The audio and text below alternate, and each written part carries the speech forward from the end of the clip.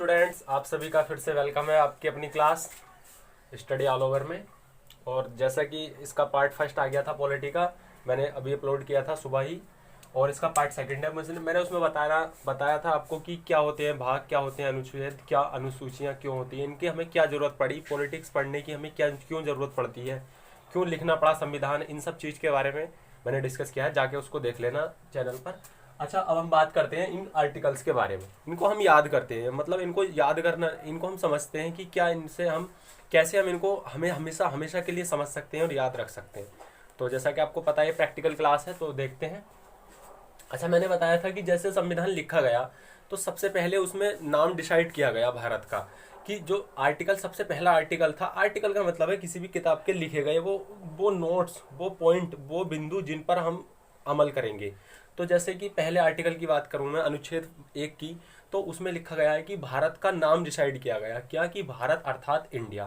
भारत जो होगा, भारत जैसे भाग 1 और अनुसूची 1 और आर्टिकल 1 तीनों एक ही बात बताते हैं। उसमें भारत का नाम ही डिसाइड किया गया है कि भारत संघ व उसके राज्य क्षेत्र। जैसे भाग 1 में तो कहता है कि उसका नाम है भारत अर्थात इंडिया, यानी इसमें क्या है, भारत अर्थात इंडिया, यानी भारत का जो नाम होगा वो इसमें दर्शाया गया है कि भारत अर्थात इंडिया होगा। आर्टिकल 2 फिर क्या कहता है, फिर अब हम नेक्स्ट पे बढ़ेंगे। पहले हमने भारत का नाम डिसाइड कर लिया, उसके बाद हम आगे चलते हैं। तो आगे हम देखते हैं कि आर्टिकल 2 में क्या कहा है। तो आर्टिकल 2 में कहा गया है कि अब जैसे भारत का नाम तो डिसाइड हो गया, अब हम उसमें राज्यों का, जैसे भाग 1 कहता है कि भारत राज्यों का संघ होगा, तो अब हम राज्य देखेंगे कौन कौन से वो राज्य होंगे। ठीक है, तो जैसे आर्टिकल 2 में है कि आर्टिकल 2 कहता है कि नए राज्यों का प्रवेश,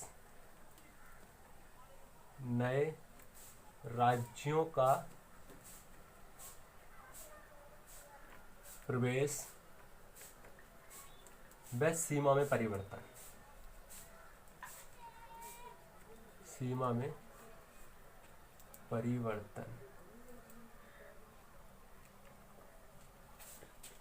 हाँ, आर्टिकल 2 कहता है कि जो भारत के जो नए राज्य होंगे, यानी अब जो भारत में भारत राज्यों का संघ होगा, इसका मतलब था जो पहला आर्टिकल था वो कह रहा था कि भारत राज्यों का संघ होगा, यानी जितने भी सारे राज्य होंगे उन सब राज्यों को मिलकर भारत बनेगा और वो राज्यों का संघ कहलाएगा, तब मिलकर भारत बनेगा। और उसमें कोई समझौता नहीं किया गया किसी भी राज्य के साथ कि राज्य आज समझौता रखेगा और कल कह देगा कि नहीं हम भारत का हिस्सा नहीं है।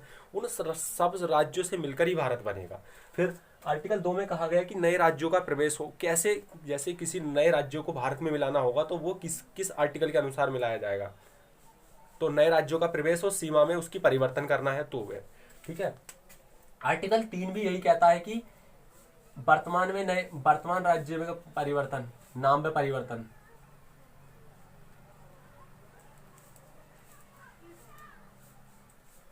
वर्तमान राज्य के नाम व सीमा परिवर्तन, नाम व सीमा परिवर्तन, यानी इसका मतलब ये होगा कि वर्तमान में जो भारत के राज्य हैं उनका नाम और उनकी सीमा में परिवर्तन अगर करना पड़े तो वो किस आर्टिकल के थ्रू किया जाएगा, किस अनुच्छेद के थ्रू किया जाएगा, तो वो आर्टिकल 3 के अनुसार किया जाएगा।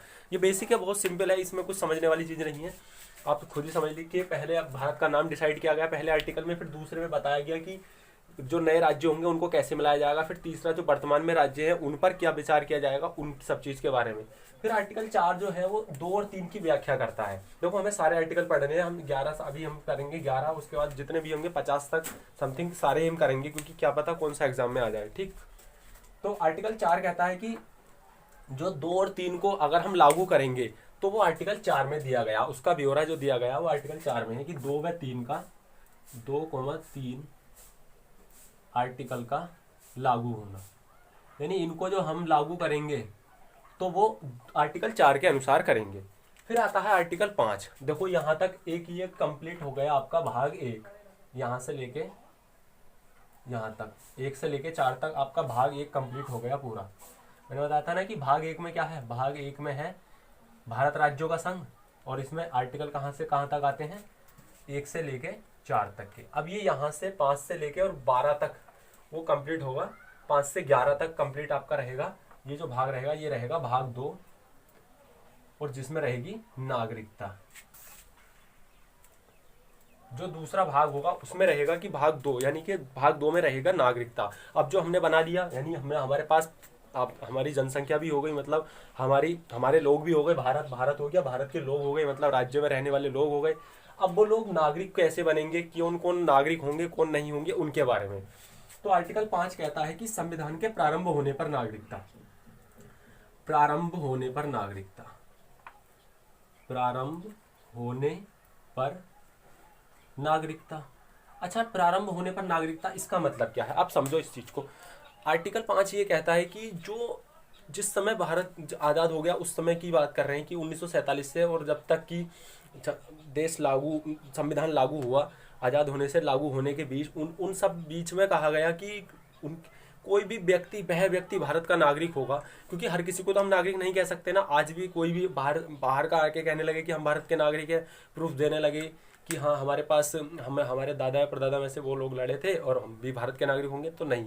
उनके लिए कुछ शर्तें रखी गई कि उस बीच अवधि में जो देश का, जिस समय संविधान लिखा गया और उस जो स्वतंत्रता संघ की लड़ाई लड़ी गई, उनके बीच में उनमें से कोई भी व्यक्ति जिसके दादा दादी नाना नानी में से कोई भारत का नागरिक रहा हो, तो वह व्यक्ति भी भारत का नागरिक होगा। तो आर्टिकल 5 में वो प्रारंभ होने पर नागरिकता है, वो है, वो ज़्यादा डीप हो जाएगा मैं अगर समझाने लगूँ तो। बाकी मैं आप ये हूँ कि प्रारंभ होने पर नागरिकता आप समझ गए कैसे, कि वो जो लोग उस समय स्टार्टिंग में थे।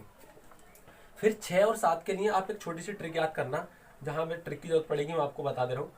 एक होता है कम, एक होता है गो। 6 में होता है कम, एक होता है गो।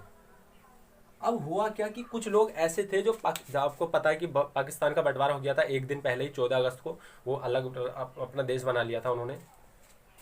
तो आर्टिकल 6 कहता है कि कम, कम यानी सी पहले आता है, यानी कम यानी आना। कहाँ को आना, जो लोग पाकिस्तान से भारत को आए, आना भारत को, यानी जो लोग भारत को आए, जो पाकिस्तान से उस समय बंटवारे में भारत को आ गए, उनके लिए जो नागरिकता ली जाएगी वो आर्टिकल 6 के अनुसार। 7 होता है गो, गो माने जाना। देखो सी पहले आता है और जी बाद में आता है, यानी पहले 6 पर काम यानी आना, भारत को आना, और गो जाना यानी 7, ये आर्टिकल 7 में हो जाएगा। यानी ये भारत को, जो भारत से जो पाकिस्तान को जा रहे हैं तो उनके विषय में, यानी वो चाहे तो नागरिकता ग्रहण कर सकते हैं दोबारा से, उनका मन हुआ कि वो आ जाएं तो वो किस आर्टिकल के अनुसार भारत के नागरिक होंगे, वो आर्टिकल 7 के अनुसार होंगे। क्लियर। अब आता है आर्टिकल 8। आर्टिकल 8 ये कहता है कि वर्तमान में रह रहे व्यक्तियों के बारे में नागरिकता, यानी जो वर्तमान में आज भी जो लोग रह रहे हैं वो किस आधार पर भारत के नागरिक होंगे, तो वो आर्टिकल 8 कहता है ना। तो आज कुछ जितने भी लोग रह रहे हैं सबको अपनी नागरिकता सिद्ध करनी पड़ जाएगी ना, तो वो उसी लिए है कि आर्टिकल 8 जो कहता है कि जो वर्तमान में भी लोग रह रहे हैं उनकी नागरिकता रहने के लिए। आर्टिकल 9 है, वो है स्वेच्छा से नागरिकता त्यागना, स्वेच्छा से त्यागना, यानी यदि आप स्वेच्छा से नागरिकता त्यागते हो या किसी दूसरे देश की ग्रहण कर लेना, किसी अन्य देश की नागरिकता ग्रहण करना, नागरिकता ग्रहण करना। देखो ये बिल्कुल याद करने की जरूरत नहीं है, ये सीधे सीधे बता रहा हूँ मैं आपको। अभी मैं दोबारा से रिवाइज कराऊंगा तो आपको खुद समझ में आ जाएगा कि कैसे कैसे क्यों आर्टिकल इतने लिखे गए। 10-10 करेंगे, 11-11 करेंगे, आराम से हो जाएंगे 10 मिनट की वीडियोज में। तो यानी कि अगर भारत का संविधान ये कहता है, देखो भारत का संविधान कठोर, और देखो भारत का जो कहता है वो एक कठोर व लचीला, इन दोनों के बीच का संविधान है, ठीक है। और सबसे बड़ा लिखित संविधान है, ये भी आप जानते हो। और जो भारत का जो संविधान है उसकी नागरिकता एकल नागरिकता है। एकल नागरिकता का मतलब है कि एक समय में आप भारत के नागरिक हो तो आप भारत के ही नागरिक रहोगे। ऐसा नहीं है कि किसी अदर देश की तरह किसी दूसरे देश के भी नागरिक रह सकते हो, तो एक समय में एक ही देश के नागरिक रहोगे। आर्टिकल 11 जो कहता है सबसे ज्यादा मोस्ट है आर्टिकल 11। 10 आप समझ गए, सॉरी 10 रह गया। 10 में है कि नागरिकता का बना रहना, यानी बना रहना, बना रहना यानी नागरिकता एक बार अगर आपके पास है तो वो बनी रहेगी हमेशा से, मतलब तो वो मतलब नागरिकता प्रेजेंट रहना, उपस्थित रहना, ठीक। आर्टिकल 10 आता है। आर्टिकल 11 आता है कि नागरिकता संबंधी अगर कोई भी नियम कायदे कानून अगर लाए जाएंगे तो वो किसके पास अधिकार है, तो वो अधिकार है संसद के पास। तो वो किसके पास है अधिकार, संसद को नागरिकता संबंधी अधिकार, नागरिकता संबंधी अधिकार है, अधिकार यानी ये संसद को नागरिकता संबंधी अधिकार है, वो चाहे तो नागरिकता संबंधी कोई भी बिल ला सकती है। और संसद को आप जानते हैं लोकसभा, राज्यसभा, राष्ट्रपति होता है। देखो बिल्कुल बेसिक चलेगा इस क्लास में, बिल्कुल सब कुछ प्रैक्टिकली चलेगा। और मैं दोबारा रिवाइज करा दे रहा हूँ। देखो जैसे मैंने बताया था कि संविधान की हमें जरूरत क्यों पड़ी। संविधान की हमें जरूरत इसलिए पड़ी क्योंकि हम लोग आज़ाद हो गए भारत से। भारत जो है वो आज़ाद हो गया ब्रिटिश से। जब भारत ब्रिटिश से आज़ाद हो गया तो लोग, अब जब लोग आज़ाद हो गए, अब आप खुद सोचो किसी, अब जब अगर वो आज़ाद हो गए और संविधान नहीं होता तो फिर क्या दिक्कत आती कि कोई जिस, अगर वो आज़ाद हो गए तो जो जिसका मन करता वो वैसा करता, चाहे वो लूटपाट करे, चोरी डकैती करे, कुछ भी करे, किसी को मार दे, किसी को घायल कर दे, कुछ भी करने लगे। क्योंकि वो तो कहेगा कि हम अब तक तो हम अंग्रेजों के गुलाम रहे, अब क्यों गुलाम रहेंगे, अब तो हम आज़ाद हैं। तो वो इसलिए कुछ एक ऐसा संविधान बनाना चाहा, ऐसी एक बुक लिखनी चाहिए जो लोगों को, लोगों के ही कल्याण के लिए हो। ठीक है, जैसे परिभाषा है ना संविधान की कि लोगों का, लोगों के, जनता का जनता के द्वारा शासन जो कहलाता है। ठीक है, तो उसी प्रकार से है कि जनता अपने अकॉर्डिंग उसको चलाए। तो उस सब चीज़ को लिखने के लिए संविधान की ज़रूरत पड़ी। और अगर ये नहीं होता तो सब आप सोच सकते हो क्या होना था। तो इसलिए ये लिखा गया और इसी से लिए इसकी ज़रूरत पड़ी। भाग, अनुसूची, अनुच्छेद मैंने आपको बता ही दिया। भाग यानी किसी भी, जैसे आप बुक्स देखते हो किसी भी, जैसे ये मैं इसी बुक को देख लूँ तो इसमें बुक है, मैंने बताया भी था स्टार्टिंग में कि बुक फर्स्ट यहाँ पे लिख रहा है, बुक सेकंड लिख रहा है। यानी इसमें दो पार्ट में डिवाइड किया है, भाग 1 भाग 2। भाग 1 में कौन कौन से चैप्टर है? Mercy, character of happy life, the true beauty, orange blindness, लावले डैमसेल्स, मर्सी और एलिजिबिलिटी, कंट्री चर्च, इस प्रकार से। तो ये आप इन्हें चैप्टर्स के थ्रू आप आर्टिकल समझ लो कि इसमें ये आर्टिकल लिखे गए।